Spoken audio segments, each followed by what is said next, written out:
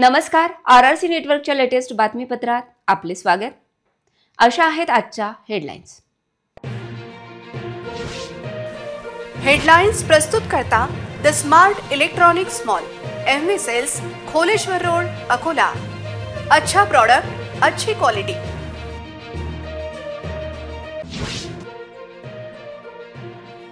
जिल्हा परिषद अध्यक्षांच्या गावामध्ये वंचितला केवळ 99 मते, कार्यकर्ते व अध्यक्षामध्ये शाब्दिक वाद।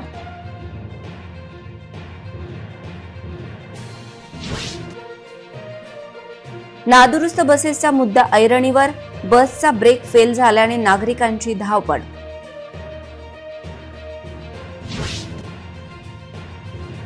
अकोला जिल्ह्यात थंडीचे प्रमाण वाढले, किमान तापमान 13°C वर।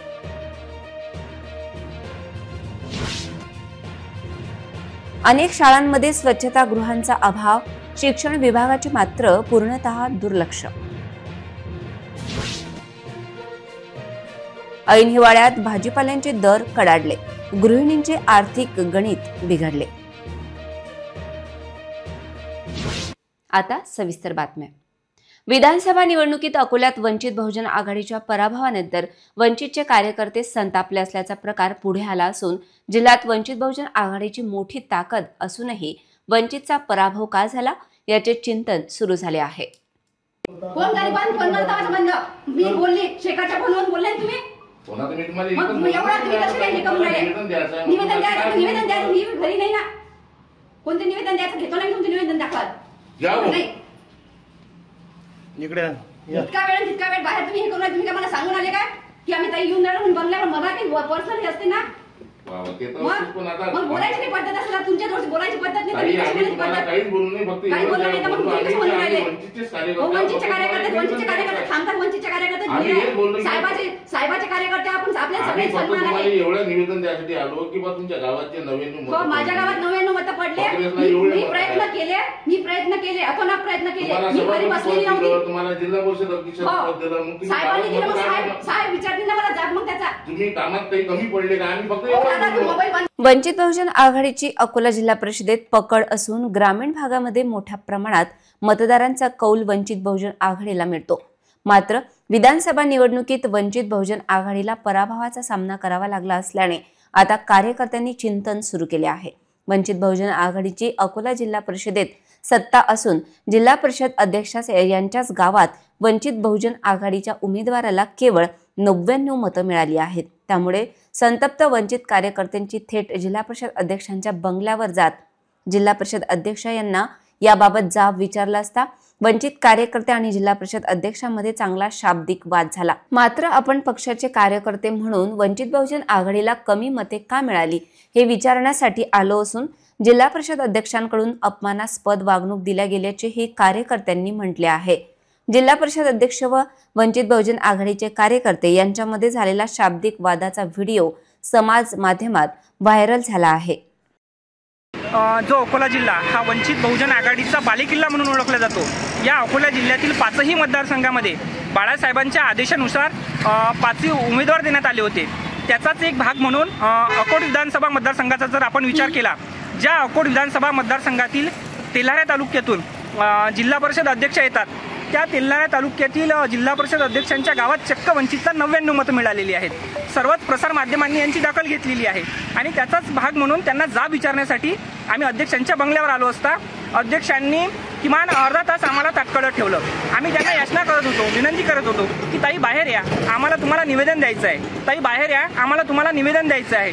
पण ताई चक्क अर्धा ते पाऊण तास बाहेर आल्या नाहीत आणि त्यानंतर त्यांनी बाहेर नाही तर आम्हाला आत बोलावलं आणि जेव्हा आम्ही आत गेलो तेव्हा ताईंची भाषा ही चक्क अरेरावीची भाषा होती आणि ताईंनी आम्हाला चक्क पोलीस कंप्लेंटची भीती दाखवली।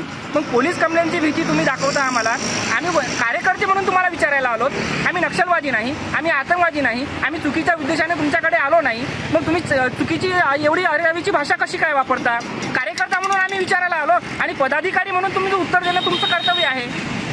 तेव्हा ताई म्हणाल्या की मला बाळासाहेब विचारतील। हो, तुम्हाला बाळासाहेब विचारतीलच, त्यात प्रश्नच नाही, पण आम्ही कार्यकर्ता म्हणून विचारा नाही का? अकोला मध्यवर्ती बस स्थानकावर अकोल्याहून नागपूरकडे जाणाऱ्या बसचे प्लॅटफॉर्म क्रमांक 1 सोडताना अचानक ब्रेक फेल झाल्याने बसचे नियंत्रण सुटले आणि प्लॅटफॉर्मवर आदळली। मात्र सुदैवाने कोणतीही जीवितहानी झाली नाही। अकोला मध्यवर्ती बस स्थानकावर सध्या सुशोभीकरणाचे काम सुरू असून अकोल्यावरून नागपूरकडे निघालेल्या बसचे अचानक ब्रेक फेल झाल्यामुळे बस अनियंत्रित होऊन प्लॅटफॉर्मवर जाऊन आदळली होती। मात्र सुदैवाने यात कुठलीही जीवितहानी झाली नसल्याने नागरिकांनी सुटकेचा निश्वास टाकला। बस वेगाने येत असल्याचे पाहता प्रसंगावधान घेत बसची वाट पाहत उभ्या असलेल्या प्रवाशांनी पळ काढल्याने सुदैवाने कोणतीही जीवितहानी झालेली नाही। मात्र याबद्दल काही प्रमाणात बसचे आणि फलाट क्रमांक 1 चे नुकसान झाले। राज्य परिवहन महामंडळाला अगोदरच जुनाट व बंद पडलेल्या बसचे ग्रहण लागलेले असताना आता ब्रेक फेल होण्याच्या घटनांमध्ये होत असलेली वाढ चिंताजनक परिस्थिती निर्माण करणारी आहे। गेली 5 ते 7 दिवसांपासून जिल्ह्यात थंडीचा जोर वाढला आहे। वातावरणात झालेल्या बदलामुळे सर्वसामान्य नागरिक त्रस्त झाले असून सर्दी, ताप, खोकला, डोकेदुखी, अंगदुखी आदी आजारांनी अनेकांना पछाडले आहे। शहरात थंडी अधिक वाढली असून यापासून वाचण्यासाठी नागरिक शेकोटीचा आधार घेताना दिसत आहेत। गेल्या आठवडाभरापासून वाढलेल्या थंडीमुळे तसेच वातावरणात झालेल्या बदलामुळे सर्दी, खोकला, ताप, घशातील खवखव आदीमुळे नागरिक हैराण झाले आहेत। घरगुती उपचार सह वैद्यकीय उपचार करूनही खोकला, सर्दी, ताप कमी होत नसल्यामुळे नागरिक त्रस्त झाले आहेत। शहराच्या विविध भागासह ग्रामीण भागात थंडीपासून बचाव करण्यासाठी शेकोटीचा आधार घेतला जातो, तर उबदार कपड्यांचा सुद्धा उपयोग केला जात आहे। वाढलेल्या थंडीमुळे लहान बालकांसह वृद्धांना मोठा त्रास सहन करावा लागत असून अनेक वेळा वैद्यकीय उपचार करून घ्यावे लागत आहेत। आठवडाभरापासून वाढलेल्या थंडीमुळे हवेत मोठ्या प्रमाणात गारवा निर्माण झाला आहे। अशा वातावरणात रात्रीच्या वेळी घराबाहेर निघणे अथवा बाजारात थांबणे असह्य होत असल्यामुळे नागरिक 7 वाजताच्या आत घरी जात असल्याचे चित्र सर्वत्र दिसून येत आहे। शहरातील अनेक खाजगी शाळांमध्ये विद्यार्थ्यांची संख्या हजाराहून अधिक आहे, परंतु अशा ठिकाणी स्वच्छतागृहाची संख्या खूपच कमी आहे। प्रत्यक्षात शाळांची तपासणी करताना शिक्षण विभाग अनेक बाबींकडे दुर्लक्ष करत असल्याचे चित्र दिसून येत आहे। बहुतांश शाळांची तपासणी कागदावरच होत असल्याने शाळांच्या या समस्या शिक्षण विभागाच्या समोर येत नाहीत। अकोला शहरातील शासकीय, निमशासकीय व अनेक शासकीय शाळांमधील स्वच्छतागृहे व स्वच्छतागृहांची अवस्था अत्यंत बिकट असल्याचे दिसून येत आहे। अनेक शाळांमधील स्वच्छतागृहाची नियमित स्वच्छता होत नसल्याचे समोर आले आहे। शाळेतील विद्यार्थी, शिक्षकांची तर कुचंबणा होत आहे। शाळांमधील स्वच्छतागृहाची नियमित साफसफाई होत नसल्याने शाळेच्या आवारात दुर्गंधी वाढली आहे। शहरातील अनेक खाजगी शाळा विद्यार्थ्यांकडून मनमानी पद्धतीने शुल्क आकारतात। सरकारी शाळांनाही यासाठी निधी मिळतो, मात्र शाळेचे कार्यालय आणि शिक्षकांची स्वच्छतागृहे स्वच्छ दिसतात, मात्र विद्यार्थ्यांच्या स्वच्छतागृहाकडे दुर्लक्ष केले जाते। या गंभीर बाबींकडे प्राथमिक शिक्षण विभागाने लक्ष देण्याची गरज आहे। नुकत्याच झालेल्या विधानसभा निवडणुकीत शहरातील खानावळ फुल चालायचे, त्यामुळे हॉटेल व्यवसाय जोरात सुरू होते। यातून मोठी उलाढाल व्हायची, मात्र थंडीमुळे भाज्यांची आवक कमी झाल्याने दर बदलले आहेत, त्यामुळे कमी जास्त प्रमाणात बाजारात भाजीपाला येत आहे। वाढलेल्या थंडीमुळे भाजीपाला काढणीस येण्याची प्रक्रिया मंदावल्याने आवक घटू लागली आहे। मागणी जास्त आणि आवक कमी अशा स्थितीमुळे भाजीपाल्याच्या दरातही वाढ होत आहे। गेल्या आठवड्याच्या तुलनेत प्रति कॅरेट 20 ते 30 रुपये अशी वाढ झाली आहे। हिवाळ्यात थंडीमुळे भाजीपाला काढणीस घेण्याचा कालावधी वाढतो। पहाटे पडणाऱ्या दवामुळे फूल व कळी यांची वाढ मंदावते। थंडीमुळे रोग आणि किडींचे प्रमाण कमी होत असल्यामुळे हिवाळ्यात पिकांवर कीटकनाशक फवारण्या कराव्या लागत नाहीत, त्यामुळे या ऋतूतील भाजीपाल्याला चांगली मागणी असते। पावसाळ्यापासून टोमॅटोच्या दरात वाढ होऊ शकली नाही, तीच परिस्थिती अद्याप कायम आहे। त्यामुळे थंडीच्या सुरुवातीला भाजीपाला दर कडाडला आहे। वांगी, ढोबळी मिरची, कारले, दोडके, काकडी यांच्या दरात वाढ झालेली आहे।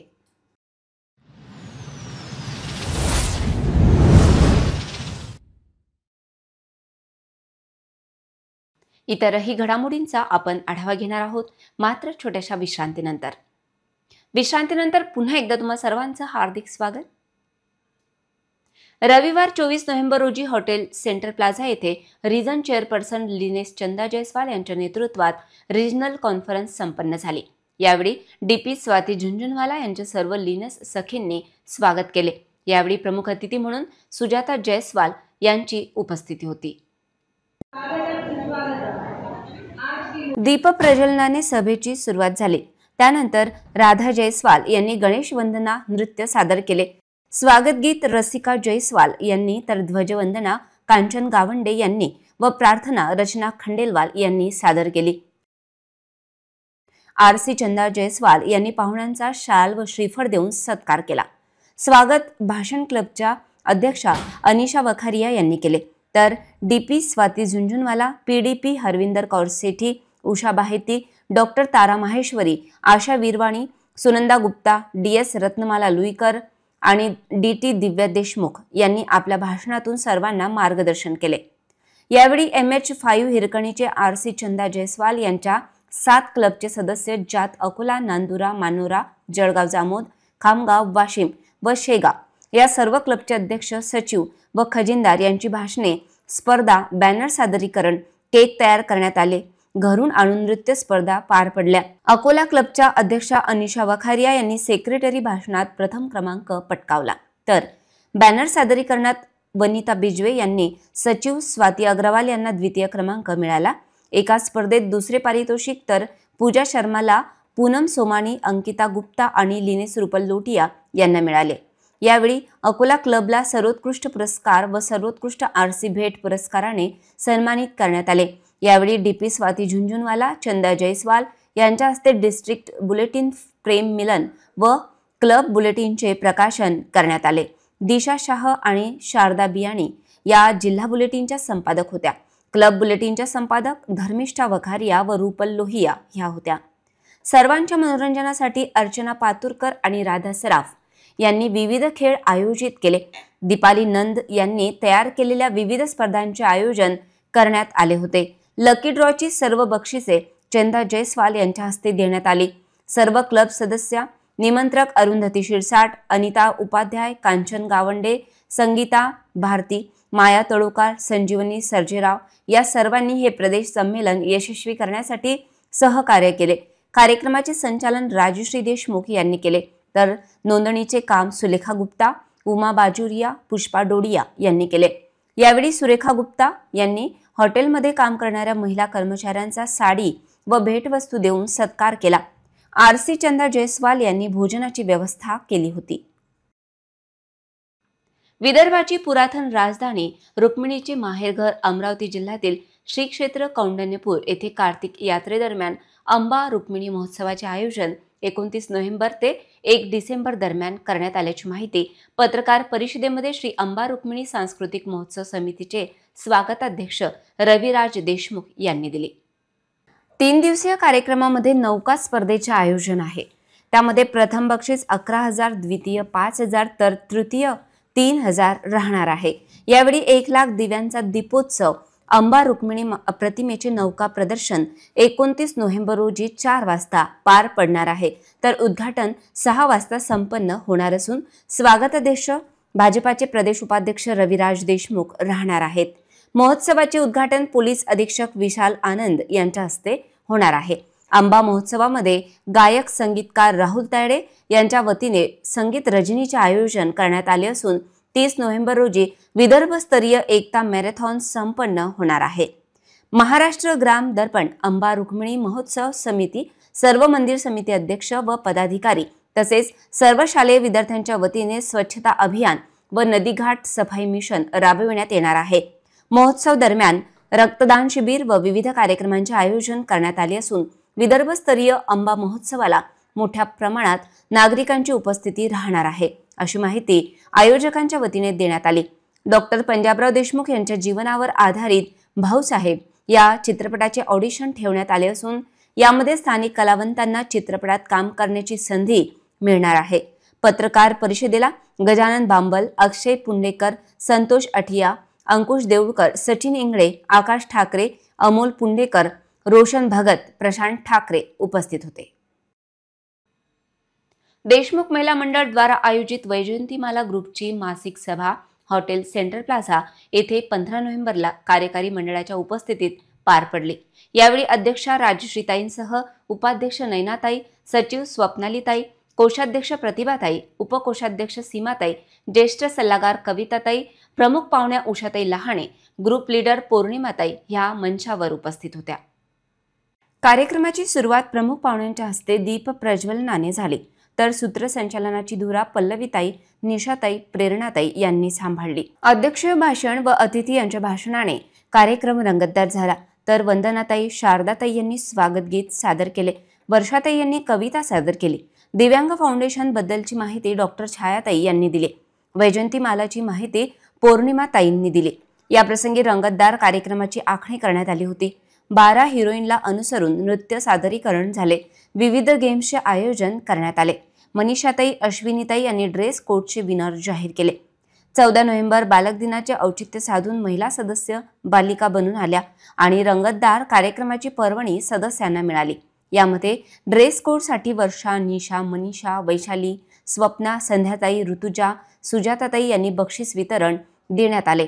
हौजी गेमच्या विनर अपेक्षा, सीमा, प्राची, वर्षाताई, मंजुताई, मिलनताई, मीनाताई, रेवती, उज्ज्वलाताई, संगीता, सोनल, उज्ज्वला, अरुणाताई, विजयाताई, सीमा यांना बक्षीस देण्यात आले. हौजी गेम शारदाताई, आराधनाताई यांच्या सहकार्याने पार पडला. दिवाळी स्पेशल हौजी वंदनाताई, रेवती यांच्या उपस्थितीत पार पडला. गेमचे विनर संध्याताई, सुषमाताई, अनिताताई, लताताई, मीनाताई, किरणताई, गौरी, अलकाताई, ज्योतिताई, जयश्रीताई, चंदाताई, विद्या, वंदनाताई, अरुणाताई, पूजाताई यांना बक्षीस देण्यात आले. कार्यक्रमाची सांगता शारदाताईंच्या आभार प्रदर्शनाने झाली. त्यानंतर सहभोजनाचा सर्वांनी मनमुराद आनंद घेतला.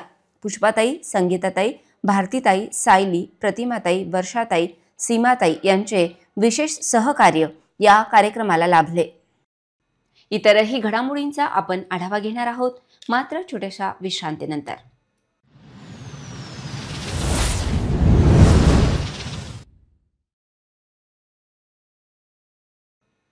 विश्रांतीनंतर पुन्हा एकदा तुम्हा सर्वांचं हार्दिक स्वागत.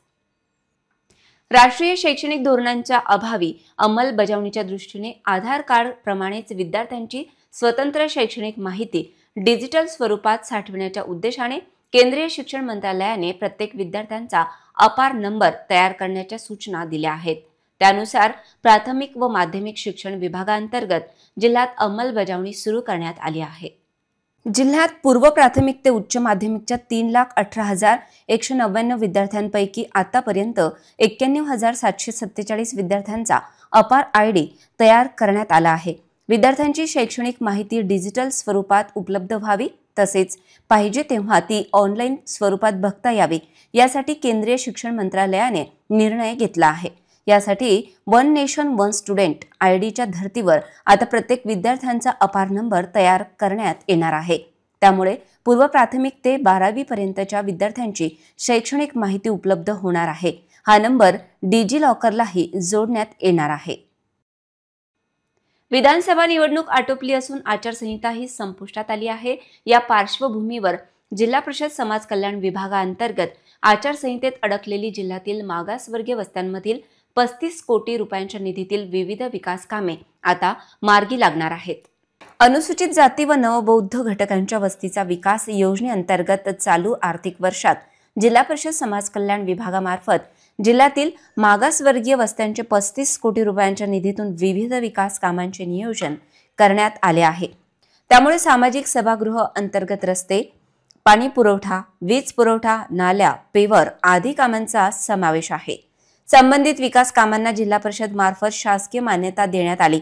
दरम्यान विधानसभा निवडणुकीची आचारसंहिता गेल्या 15 ऑक्टोबर पासून लागू करण्यात आली होती. त्यामुळे जिल्ह्यातील मागासवर्गीय रस्त्यांमधील प्रस्तावित या विकास कामांच्या प्रक्रियेला ब्रेक लागला होता. विधानसभा निवडणुकीचे निकाल जाहीर झाले असून आचारसंहिता संपुष्टात आली आहे. त्यामुळे आचारसंहितेत अडकलेली जिल्ह्यातील मागासवर्गीय वस्त्यांमधील 35 कोटींची विकास कामे आता मार्गी लागणार आहेत.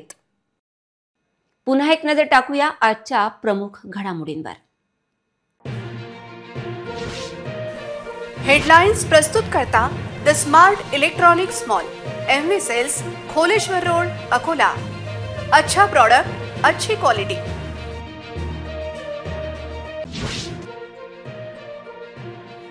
जिल्हा परिषद अध्यक्षांच्या गावामध्ये वंचितला केवळ 99 मते.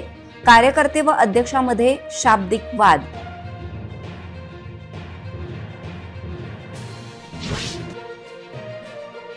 नादुरुस्त बसेसचा मुद्दा ऐरणीवर.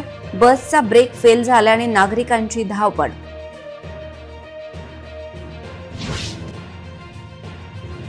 अकोला जिल्ह्यात थंडीचे प्रमाण वाढले. किमान तापमान 13°C.